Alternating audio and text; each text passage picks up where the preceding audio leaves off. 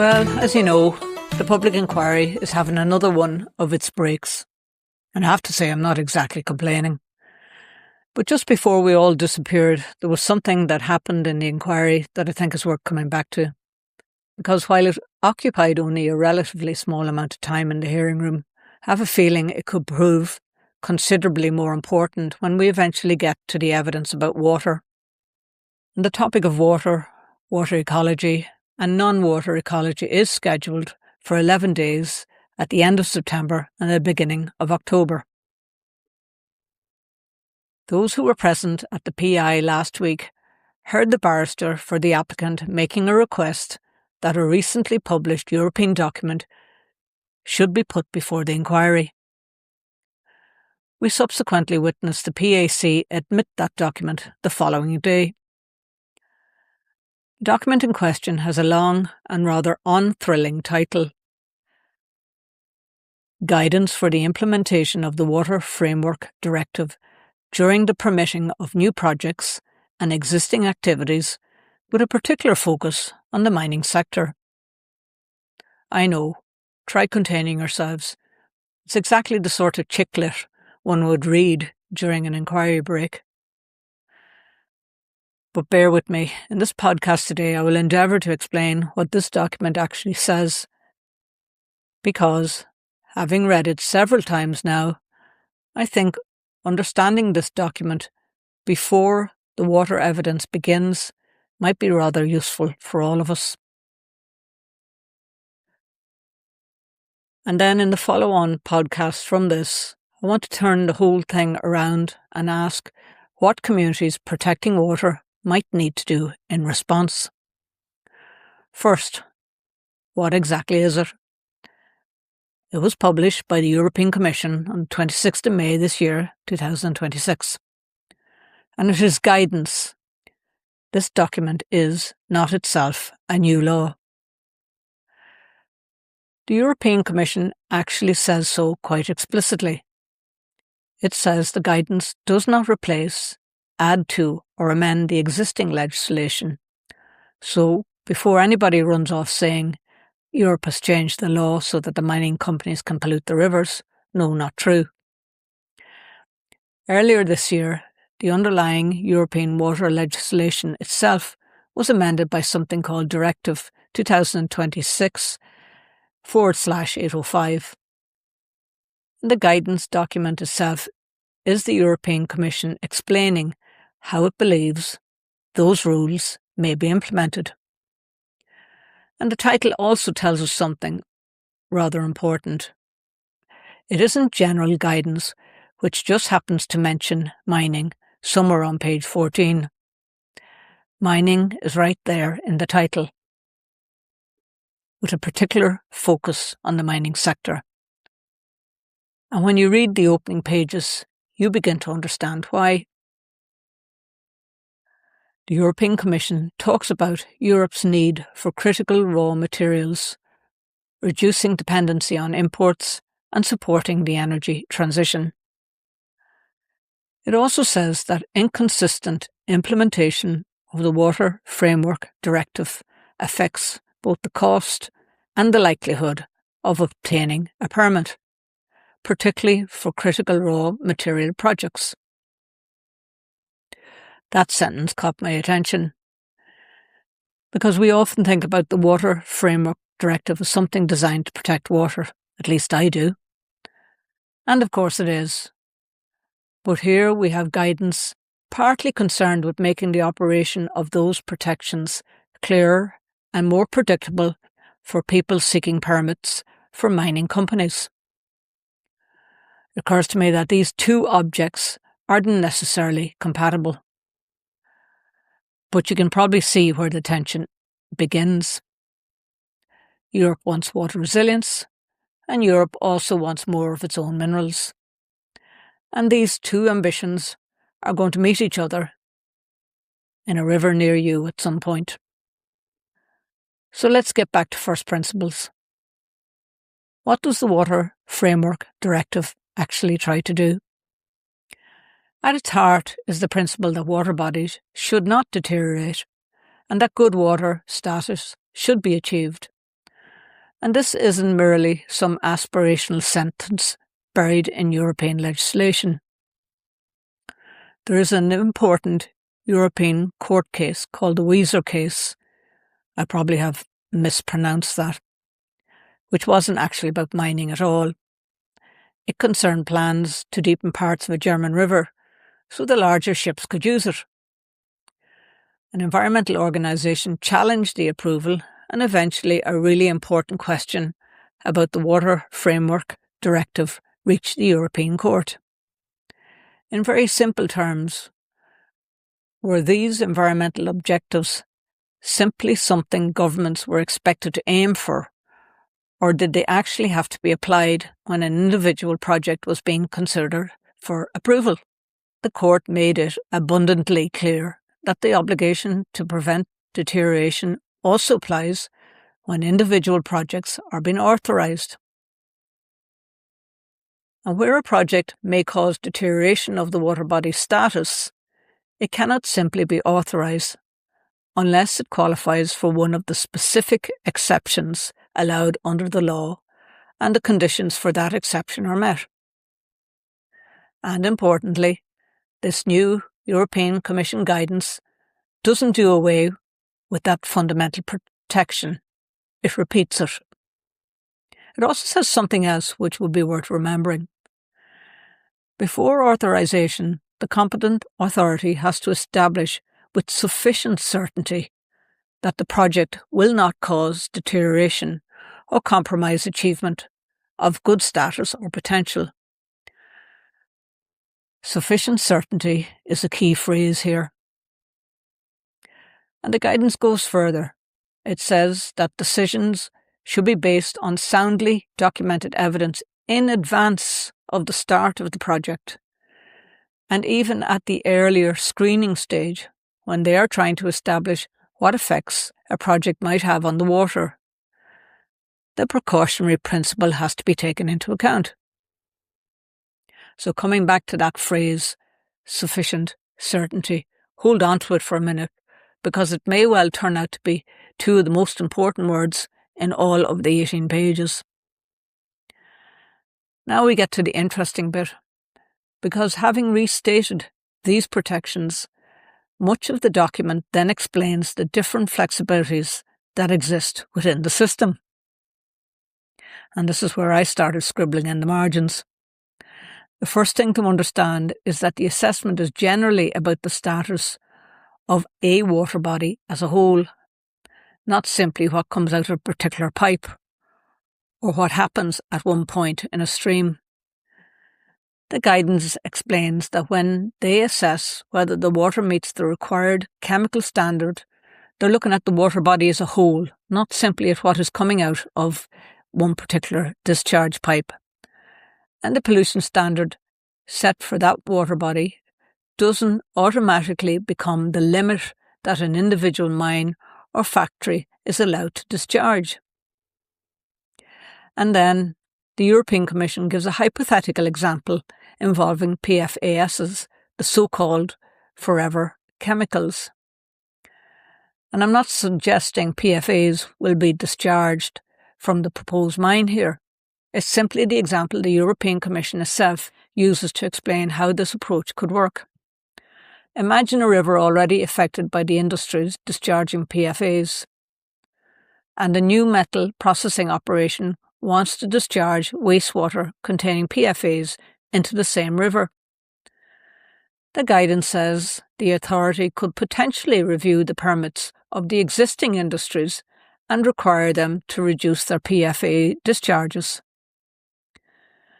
If those reductions create enough room so that the additional discharge from the new activity does not result in deterioration of the chemical status of the water body, the new activity could potentially proceed. Now, technically, that is an integrated approach to pollution control. Reduce pollution somewhere, avoid increasing the overall pollution status. But I have another way of thinking about it. If one industry reduces the amount of pollution it puts into a river, and that improvement then makes it possible for a new industry to discharge into the same water body, does that improvement actually leave us with a cleaner river, or does it simply create room for another source of pollution? And if it does create that room, who gets the benefit of the improvement? The river or the next development? Does cleaner water become an environmental gain, or does it become capacity for someone else to discharge something else into the system? And then we come to something called mixing zones. And this is one of the sections I think everyone following the water debate needs at least to understand. A mixing zone is an area adjacent to a discharge point where concentrations of a pollutant can excel the relevant environmental quality standard, subject to conditions while the rest of the surface water body remains compliant. The European Commission explains that dilution occurs after discharge and acknowledges that some industrial activities may not be able to reduce the concentration of particular pollutants in their effluent below the relevant environmental quality standard before discharge. So that means they really can't dilute what's coming out from their processes. European legislation therefore allows member states to designate proportionate mixing zones around discharge points. And the phrase that the European Commission used rather jumped off the page at me. It describes mixing zones as a powerful tool to address new pollution sources. But you will be relieved to hear that there are safeguards. It isn't simply a free-for-all around the discharge pipe. The guidance talks about mitigation, best available techniques, and protecting sensitive areas such as drinking water, but it does not talk about designing the risk out of the equation altogether. I suppose that would be too much to ask for. Anyways, it says that creating a mixing zone is an option available to member states and not something every authority is compelled to do. And the European then gives a specific mining example, where mining wastewater could cause an exceedance of an environmental quality standard near the discharge point. It says the competent authority is encouraged to consider establishing a mixing zone, subject to ensuring that the status of the water body as a whole does not deteriorate. Now, to bring that out of the legal jargon for a minute, if I were living beside that water and that mixing zone, I would want to know, what exactly is that mixing zone? How far does it extend? And what lives in it? Are there spawning grounds there? What happens in summer when the river flows are low? What happens during drought? Where exactly are the monitoring stations? And perhaps most obviously, if an environmental quality standard can be exceeded in one part of the river, which part of the river is it? Because saying the water body remains compliant sounds rather different when you're actually standing beside the particular section in which the exceedance occurs. And the monitoring itself turns out to be rather interesting. The guidance says member states have relatively wide discretion concerning things such as number and location of monitoring points, monitoring frequencies, and even grouping of water bodies. Which means we shouldn't simply ask, what did the monitoring show? We may also need to ask, where did you monitor? How often? What did you monitor for? And why did you monitor there? Might sound a bit pedantic, but when legal compliance is being judged from monitoring data, the architecture of the monitoring really counts. Then there's another tiny sentence which carries quite a lot of weight. The guidance discusses how member states identify individual water bodies, and it acknowledges that the size of the water body can have an impact on the assessment. Stop and think about this. When somebody in the hearing room talks about the water body, they won't be necessarily using that phrase in quite the same way that you or I might say the river. A water body is a defined regulatory unit. There are rules governing how those units are identified. And because status is assessed at water body level, the definition of that unit matters. So I think when the water evidence begins, we should train our ears to listen. And when we hear this will not deteriorate the water body, our next thought should be, which water body? What are its boundaries? What tributaries are included? What's not included? Because before reading this guidance, I know I would never have thought to ask that. Next come natural background concentrations. Here we're talking about a proposed mine in an area where mineralisation occurs. So understanding what is naturally present in the rocks, soils and waters before any mining takes place becomes extremely important. Certain metals occur naturally in rocks and soils, so finding a metal in water doesn't automatically mean that industrial pollution has caused it. That seems perfectly reasonable. And the European Commission guidance recognises this. It says that for naturally occurring substances such as metals, those natural background levels should be taken into account. And this is where it gets interesting. For surface waters, the guidance says that natural background concentrations can actually be subtracted from the measured concentrations before they are compared with the environmental quality standard. So in very simple terms, if some of a metal found in the water was already there naturally, that natural amount can be taken into account when deciding whether the water meets the required standards. Which brings us straight back to the baseline. If we're going to subtract what was there naturally, surely we need to know with some confidence exactly what was there naturally before any mining begins. Because once development has taken place, establishing exactly what was there beforehand becomes a considerably more difficult argument. And immediately it creates more questions. How do we know what the natural background was? Not what somebody estimates it might have been. What was actually there in that stream, in that spring, in that groundwater before mining across different seasons, during high flow, during low flow?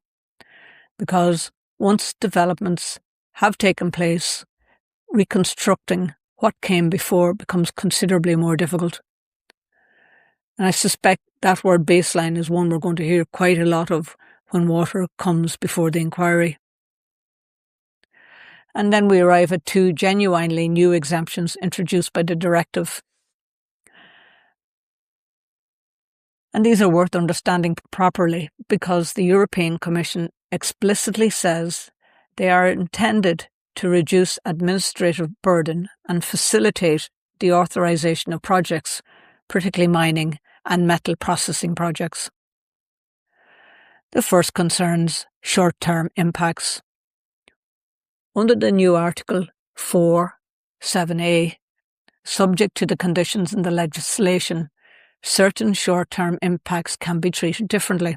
For what the legislation rather grandly calls physico-chemical quality analysis, basically things like temperature, oxygen levels, acidity and nutrient conditions of the water, the impact must no longer be detectable after 1 year. For biological quality elements, in other words, the living part of that water system, the maximum period is 3 years. There must be a reliable assessment beforehand and subsequent verification afterwards. The European Commission says this might be relevant, amongst other things, to exploration activities or testing new technologies associated with mining. What I'm saying is that the EU legislation now expressly provides a route for certain genuinely short-term deteriorations where quite specific conditions are met. And that makes the prediction of recovery from the pollution absolutely central. If somebody says the effect will have disappeared within 12 months, then surely the next question must be, how do you know? Where's the model?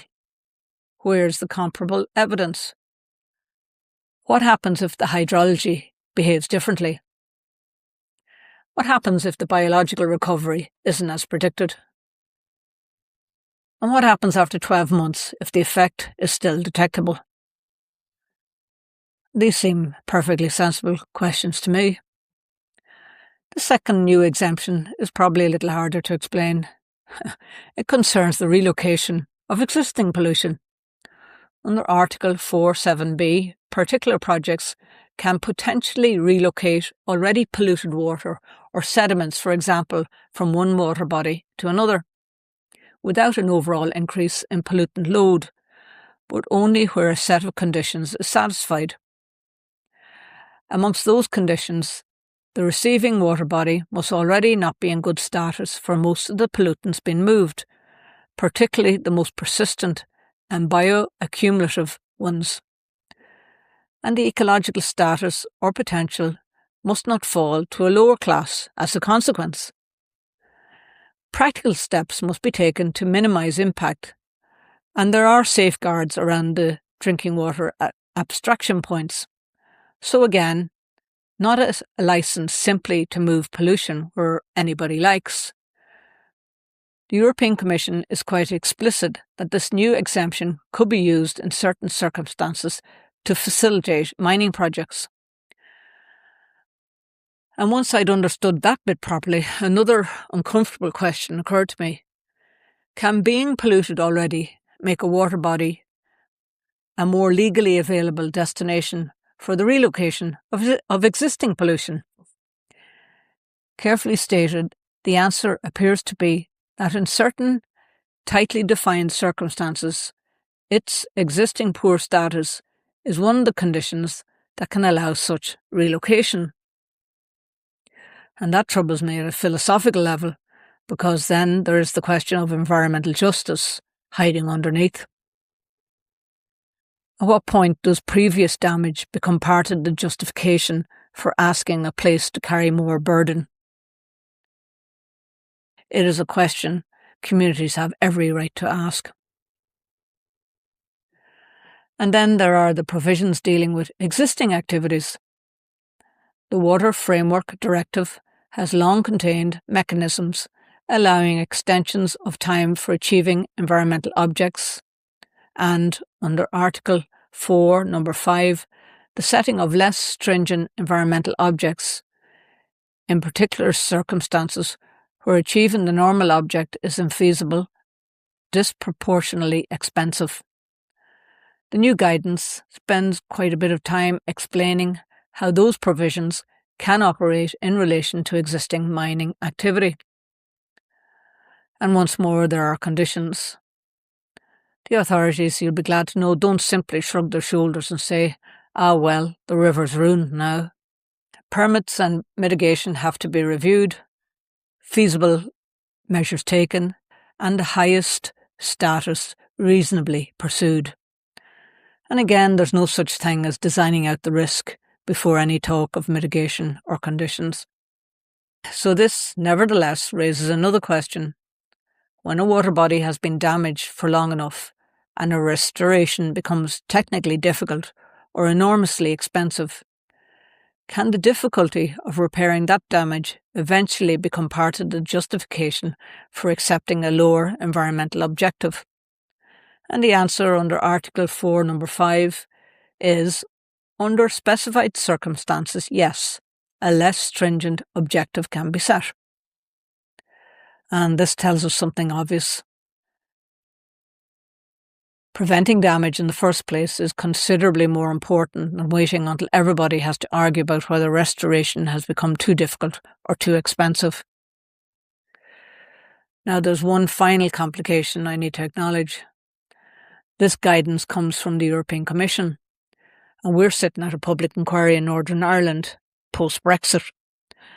Northern Ireland has its own water environment regulations implementing the water framework approach. The Department for Infrastructure itself continues to describe the Water Framework Directive as the basis of a wide-ranging system covering rivers, lakes, estuaries, coastal waters and groundwater.